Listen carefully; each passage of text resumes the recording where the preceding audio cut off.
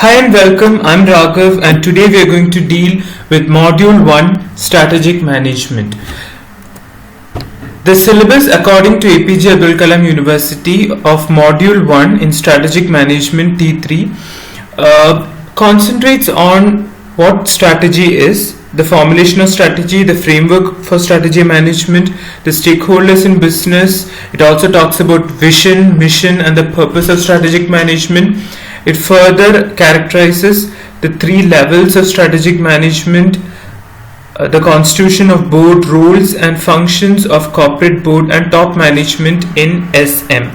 Right, so let's just go through the main questions that can be asked from this module.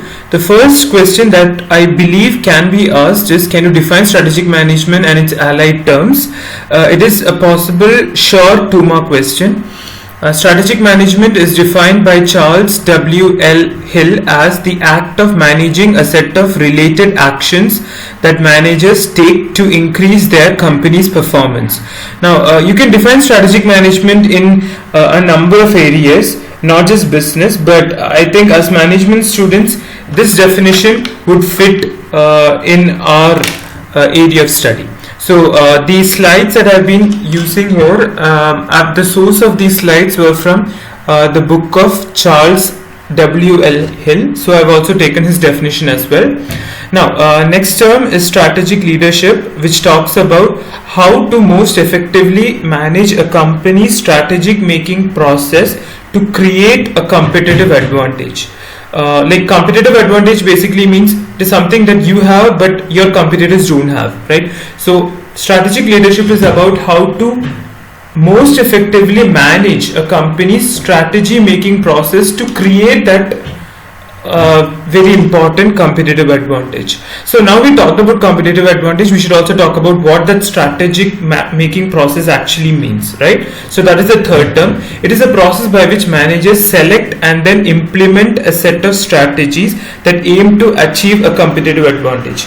Now, for a manager in a MNC, he has a number of strategies which he can use, but the optimum strategy which he adopts, right, is and then implements them is the main core area which deals with strategy making process.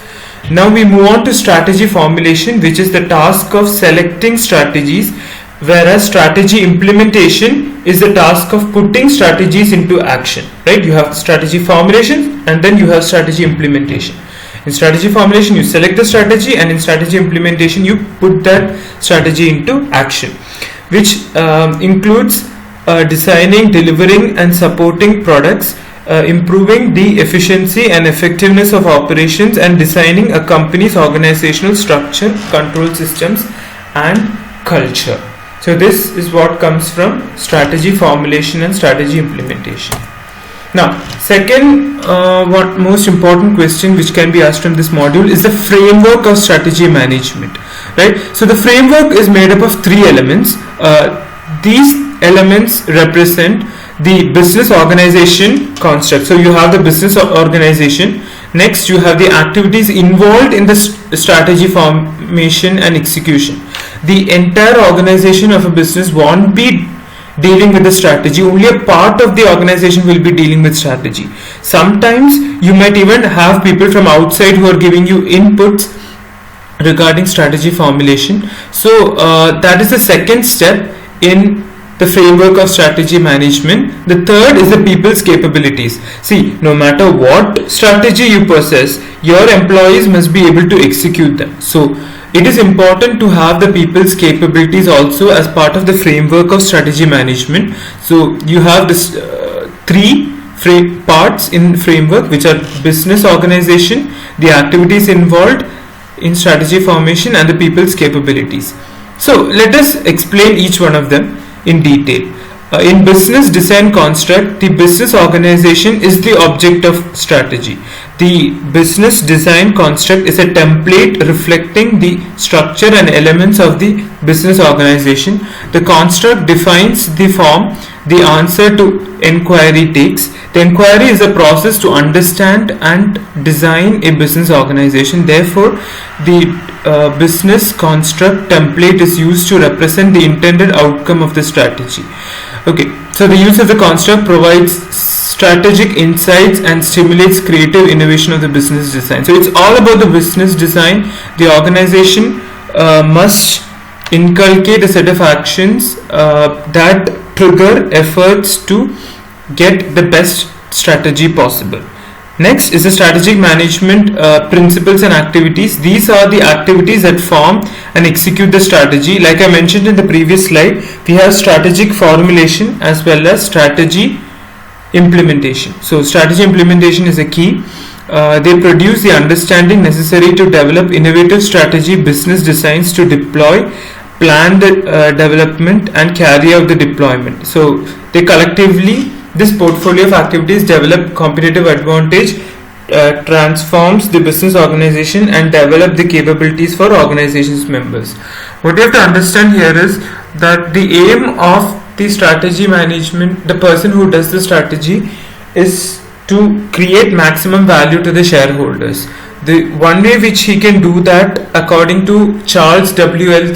Hill's book, is that you increase the market value, and to increase the market value you have to increase the profits and selling price. So you can't simply increase the selling price as you want, so you have to use a set of strategic tools that can effectively increase your market value in business. So this is one important diagram that you have to draw when it comes to strategic management framework. It's a 10-mark question, so it is important to draw a diagram. On top you have purpose and values. Next slide you have formulation and implementation. In formulation you have analysis, strategy formation and goal setting. Analysis, strategy formation and goal setting. Right? And next in implementation you have the structure and the control feedback. Structure and the control feedback. Okay. Next you have the remote external environment, the industry environment, internal assessment, that comes under analysis. These three steps come under analysis. Next is diagnosis, opportunities, risk assessment scenarios, strategic decisions, competitive advantage, generic strategy, portfolio management, geographic scope, market positioning, value chain and core competencies. These form under strategic formation. Now you have your strategy analyzed and formed. Next is goal setting. There you have guiding policies, objectives, corporate business functions and measures and scorecards. In the implementation part you have structure and control feedback, where in structure you have three major steps: organizational structure and leadership, initiatives, programs and investments, mergers, acquisitions and disinvestors.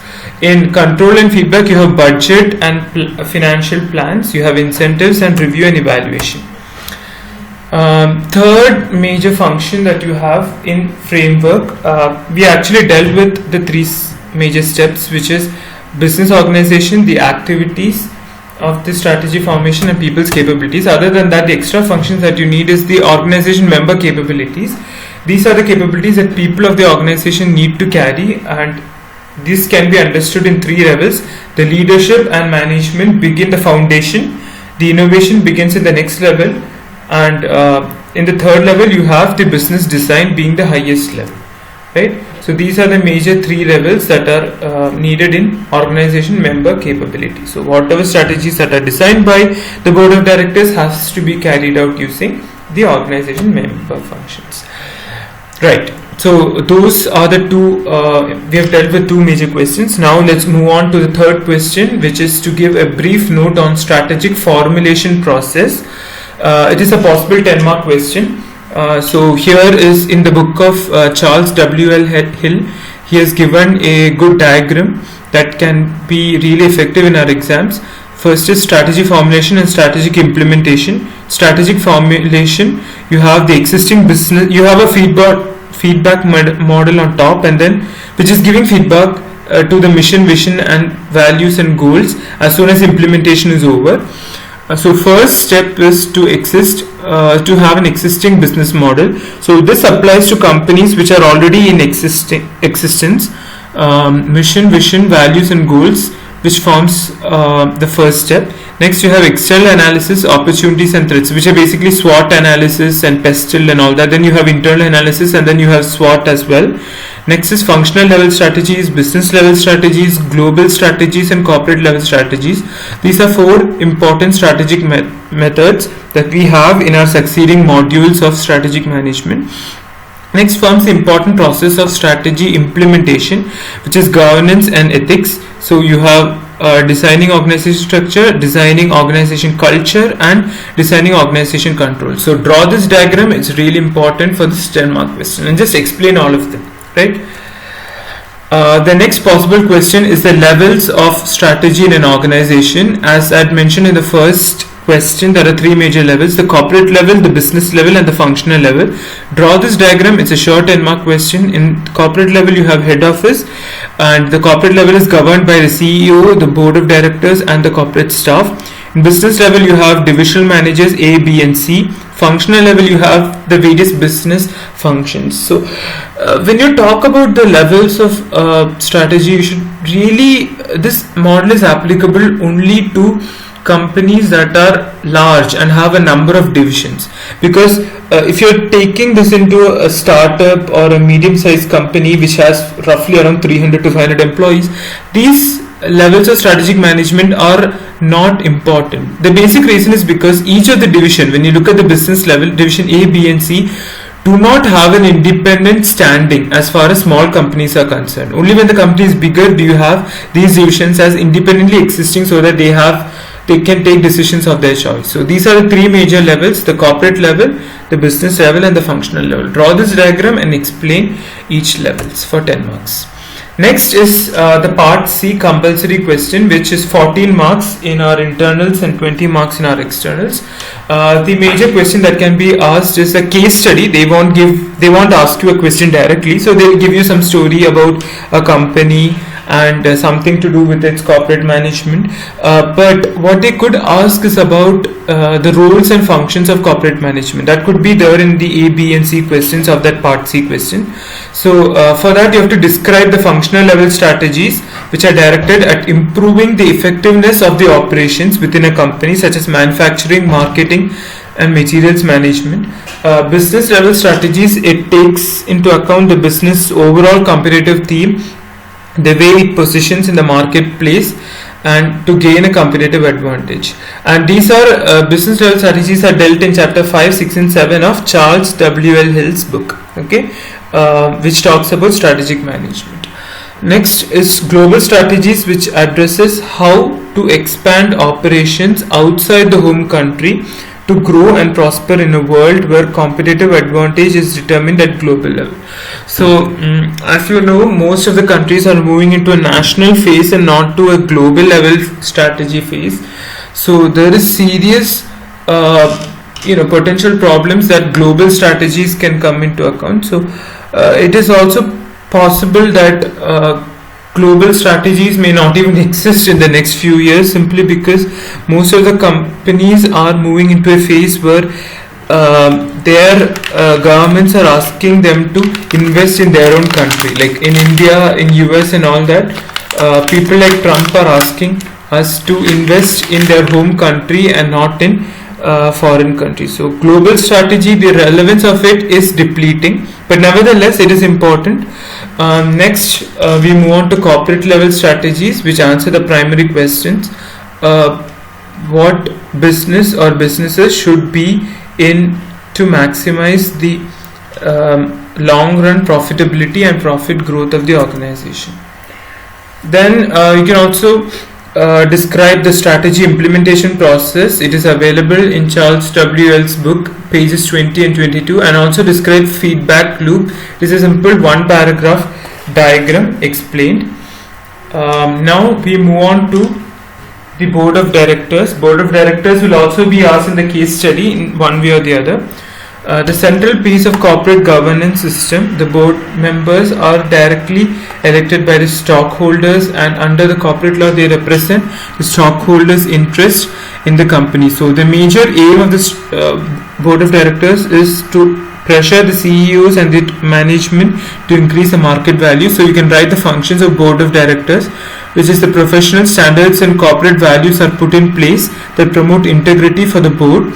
Next will be to provide adequate systems and controls in place for the identification and redress of grievances arising from unethical practices. Next is to establish a good vision or a mission statement and overall corporate strategy for the listing company as prepared and adopted. Then the significance policies for this purpose may include governance, risk management and compliance issues, human resource HRM, investors relations, marketing. So talk about the different sections, accountancy, and of course financial management, the investments and disinvestment functions. So the functions of board of directors is paramount to every concept that is dealt in a business arena. So you can describe all the functions of the board of directors, also describe corporate social responsibility, which has gained importance due to the populist movements from 2013 and the latest laws that have been imposed, that the companies have to pay 3% of their profits to CSR activities. So include all of that in your answers. Next is a complete record of particulars of significant policies along with the dates. That is a system of sound and internal control. You can write all these for your answers if they are asked about board of directors. If the case study is about board of directors or anything to do with the management of strategy management, then you can describe these factors. Board of directors shall define the level of materiality, keeping in view the specific circumstances of the board and recommendations of any technical or executive subcommittee of the board that may be set up for the purpose. So these are a possible 14-mark essay question. Now we move on to a 10-mark question, which is to explain the relevance of mission statement. This was taken from Charles' book. The first component of the strategic management process is crafting the organization's mission statement. A mission statement has 4 possible components: a statement of the reason, the tree of the company or organization, then the reason for its existence, which is normally referred to as to the mission. Then next is a statement of some desired future state, that is, say that it wants to become the best company in the world or something like that, usually referred to as its the vision. Then a statement of key values that the organization is committed to, and then the statement of major goals. So these 4 main parts constitute the mission statement. The mission, a company's mission describes what the company does. For example, the mission of Kodak is to provide customers with solutions that they need to capture, store, process, output and communicate images anywhere and anytime. So next is then just describe mission statements and vision statements, of course. Next is to explain mission statement and the value statement. It could be a possible 2-mark question. So the source is from Charles W.L.'s book. The vision is the vision of a company lays out some desired future states. It articulates often in bold terms what the company would like to achieve. Nokia, the world's largest, so give that as a definition and then give the example of Nokia, the world's largest manufacturer of mobile phones, has been operating with a very simple but powerful vision for some time. If it can go mobile, it will. Right, so the vision implied that not only would voice technology go mobile, but also a host of other services based on data such as imaging and internet browsing. So this vision, and then if you can also say that the applications of vision, and then give a point saying that this vision led Nokia to become a leader in developing mobile handsets that not only can be used for voice communication but also take pictures, browse the internet, play games and manipulate personal and corporate information. Also give a small note on values. The values of a company state how managers and employees should conduct themselves, how they should do business and what kind of organizations they should build to help a company achieve its mission. So insofar as they help drive and shape behavior within a company, values are commonly seen as the bedrock of a company's organization culture. The set of values, norms and standards, they control how employees work to achieve an organization's missions and goals. So these are the major questions that can be asked from this module. Since it has 20% of weightage, I believe that is sure even for the university exam, one 10-mark question and sometimes even compulsory question can be asked from, that is for 20-mark question can also be asked from this module. So these are the questions which I believe can come for the exam, and so good luck for the exams. Thank you.